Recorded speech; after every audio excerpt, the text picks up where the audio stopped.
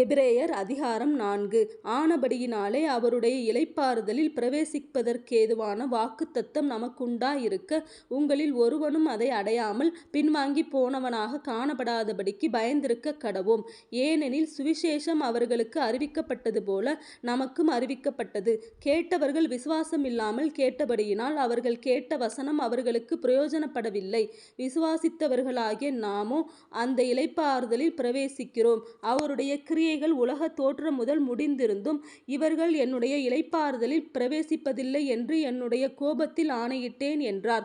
மேலும் தேவன் தம்முடைய கிரியைகளை எல்லாம் முடித்து 7ஆம் நாளிலே ஓய்ந்திருந்தார் என்று 7ஆம் நாளை குறித்து ஓரிடத்தில் சொல்லியிருக்கிறார்.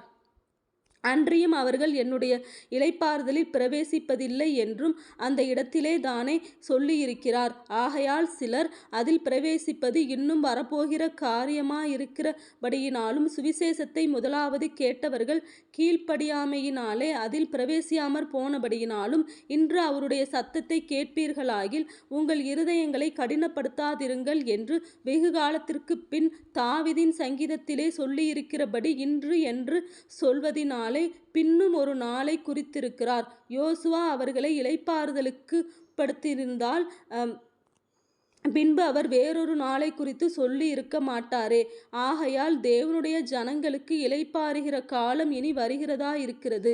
ஏனெனில் அவருடைய இளைப்பாறுதலில் பிரவேசித்தவன் தேவன் தம்முடைய கிரியைகளை முடித்து ஓய்ந்தது போல தானும் தன் கிரியைகளை முடித்து ஓய்ந்திருப்பான்.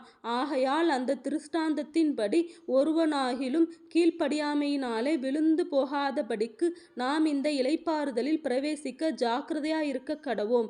தேவனுடைய வார்த்தையானது ஜீவனும் வல்லமையும் உள்ளதாயும் இருபுறமும் கருக்குள்ள எந்த பட்டயத்திலும் கருக்கானதாயும் ஆத்துமாவையும் ஆவியையும் கணுக்களையும் ஊனையும் பிரிக்கத்தக்கதாக உருவ குத்துகிறதாயும் இருதயத்தின் நினைவுகளையும் யோசனைகளையும் வகையறுக்கிறதாயும் இருக்கிறது. அவருடைய பார்வைக்கு மறைவான சிருஷ்டி ஒன்றுமில்லை. சகலமும் அவருடைய கண்களுக்கு முன்பாக நிர்வாணமும் வெளியரங்கமுமாயிருக்கிறது. அவருக்கே நாம் கணக்கு ஒப்புவிக்க வேண்டும். வானங்களின் வழியாய் பரலோகத்திற்கு போன தேவகுமாரனாகிய இயேசு என்னும் மகா பிரதான ஆசாரியர் நமக்கு இருக்கிறபடியினால் நாம் பண்ணின அறிக்கையை உறுதியாய் பற்றி கொண்டிருக்க கடவோம். நம்முடைய பலவீனங்களை குறித்து பரிதபிக்க கூடாத பிரதான ஆசாரியர் நமக்கிராமல் எல்லா விதத்திலும் நம்மை போல் சோதிக்கப்பட்டும் பாவமில்லாதவராயிருக்கிற பிரதான ஆசாரியரே நமக்கிருக்கிறார். ஆதலால் நாம் இரக்கத்தை பெறவும் ஏற்ற சமயத்தில் சகாயம் செய்யும் கிருபையை அடையவும் தைரியமாய் கிருபாசனத்தண்டையிலே சேரக்கடவோம்.